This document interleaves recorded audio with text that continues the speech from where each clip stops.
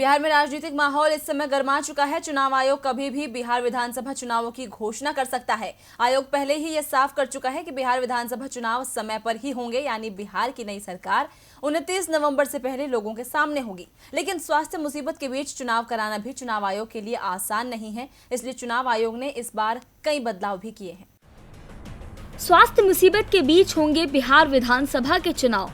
प्रचार से लेकर मतदान तक अलग ही दिखेगा नजारा। पुलिस बूथों पर भीड़ न जुटे, इसके लिए भी किए जा रहे हैं इंतजाम। जी हां, चुनाव आयोग के लिए इस बार बिहार विधानसभा चुनाव में परीक्षा की घड़ी है। देश में जब से स्वास्थ्य मुसीबत का दौर शुरू हुआ, तब से पहली बार चुनाव आयोग विधानसभा चुनाव कराने की तैयारियों में है। यहाँ तक 64 विधानसभा सीटों और 1 लोकसभा सीट पर भी इस दौरान मतदान कराने की तैयारी है।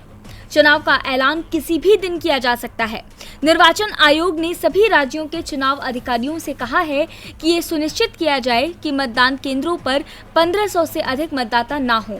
राज्यों के मुख्य निर्वाचन अधिकारियों को लिखे पत्र में आयोग ने ये कहा कि स्वास्थ्य मुसीबत के मद्देनजर एहतियात बरतते हुए बिहार और कुछ अन्य चुनाव क्षेत्रों में मतदान केंद्रों पर मतदाताओं की संख्या 1000 तक सीमित कर दी गई है, जहां आने वाले दिनों में उत्तर प्रदेश चुनाव होने वाले हैं।